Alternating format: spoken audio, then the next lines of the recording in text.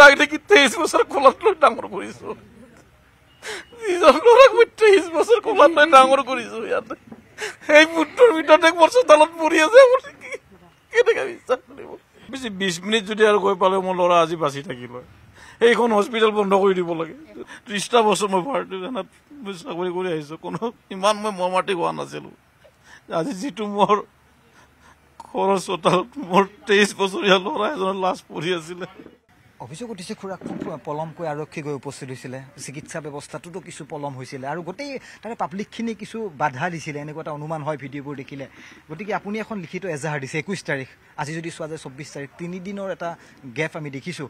আৰক্ষীয়ে আপোনাক যোগাযোগ কৰিছেনে এই মুহূৰ্তলৈকে কিবা কৈছেনে তেওঁলোকৰ ফালৰ পৰা তেওঁলোকে আহিব বুলি ভাবিছেনে আপুনি কি ন্যায় ব্যৱস্থাটো লৈ কওক আৰক্ষীৰ স্থিতিটো একচুৱেলি এই চিষ্টেমটো টোটেলি বহুতো মই বেয়া পাইছোঁ কাৰণ যেতিয়া আমি গম পালোঁ তেতিয়া মোটামুটি 5টা বাজি গৈছে 5টা বজাত গম পালোঁ যে মই কোনোবা এজন মানুহ আহিছিলে মানুহজনকো মই ভালকৈ চিনি নাপাওঁ তেখেতৰ পুত্ৰ আছিলে তাতে শুক্লাই 30 বেড মেডিকেলত আপোনাৰ ল'ৰা পৰি আছে তাত যাব লাগে গ'লোঁ শুক্লাই মেডিকেল 30 বেড মেডিকেল তাত এজন ডক্টৰ নাই এখন এম্বুলেঞ্চ আছে বেয়া হৈ আছে সিহঁতৰ যেতিয়া কল কৰিলোঁ বোলে এম্বুলেঞ্চ নাই যদি মোৰ ল'ৰা আৰু আধা ঘণ্টা যদি মানে মই চিভিল মানে ভাল হস্পিটেলত এডমিট কৰিব পাৰিলোঁ মোৰ ল'ৰাক মই ঘূৰাই পালোঁ হয় তাত এজন ডক্টৰ নাই এই শুক্লাই 30 বেড মেডিকেলত ডক্টৰ এজন কোনোবা এজন বহি আছে তাক ক'লো বোলে আপোনাৰ ল'ৰাক লৈ যাওক আমি যি দিব লাগে দি দিছোঁ এই ভাষ্য আছিলে সেই মানুহজনৰ সেই মানুহজন আছিলে বহি বোলে আপোনাৰ ল'ৰাক লৈ যাওক মই যি দিব লাগে আছে দি দিছোঁ এইবোৰ তদন্ত প্ৰক্ৰিয়াত আহিব লাগে এইবোৰ বিষয় এইবোৰ মানে এখন মেডিকেল পাতি থৈ দিলে নহ'ব মানুহ এজন চিৰিয়াছ আছে তাত মানে ততাতৈয়াকৈ যদি এখন হস্পিটেল পালেহেঁতেন নিশ্চয় মোৰ ল'ৰা আজি জীৱিত হৈ থাকিল মোৰ ল'ৰা তাৰ পৰা আনিলোঁ আনি মোৰ যেতিয়া ঘৰ পাই ল'ৰা কৈছে ঘৰ পালোঁ আৰু কৈছে মাকৰ বুকুত ধৰি মানে কৈছে বোলে মই হস্পিটেল গৈ নাপাম মই মৰিম মোক অক্সিজেন লাগে ৰাস্তাত গৈ গৈ গৈ মানে খুব বেছি 20 মিনিট যদি আৰু গৈ পালে মোৰ ল'ৰা আজি বাচি থাকিল এইখন হস্পিটেল বন্ধ কৰি দিব লাগে এটা ডক্টৰ নাই এখন এম্বুলেঞ্চ নাই তাত এম্বুলেঞ্চখন আছে বোলে আমাৰ এম্বুলেঞ্চ বেয়া হৈ আছে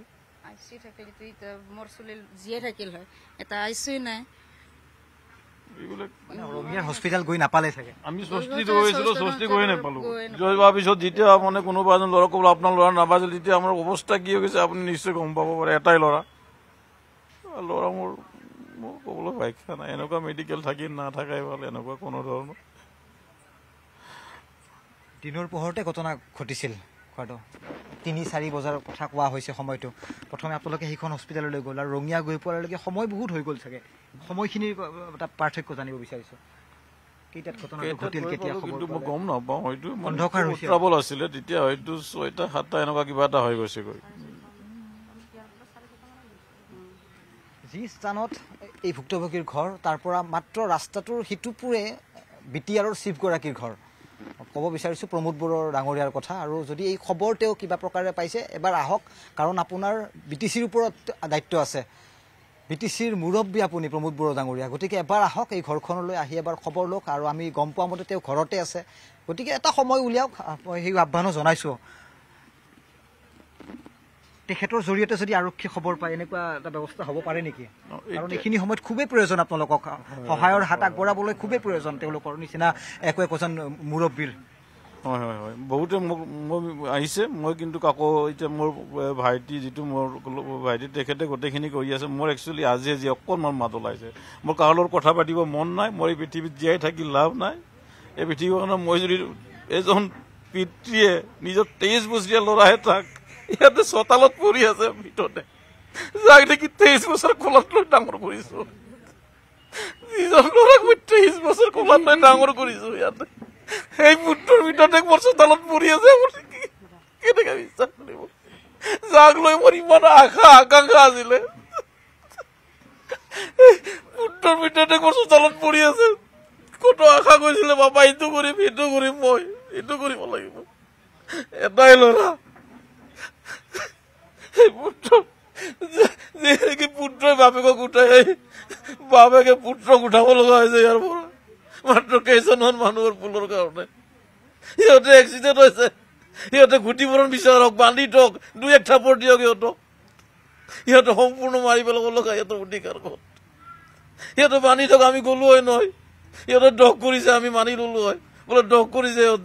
সিহঁতৰ প্ৰাপ্য আছিল কিবা প্ৰাপ্য দিলো হয় আমি এয়া দেউতাকগৰাকীয়ে কান্দিছে আৰু ইয়াৰ ওচৰ চুবুৰীয়া আৰু আমাৰ চকুও সেমেকি উঠিছে মই ক'ব বিচাৰিছোঁ দেউতাকজনকৰ পৰিচয় তেওঁ এগৰাকী এক্স আৰ্মি অৰ্থাৎ ভাৰতীয় সেনাৰ তেওঁ এগৰাকী অৱসৰপ্ৰাপ্ত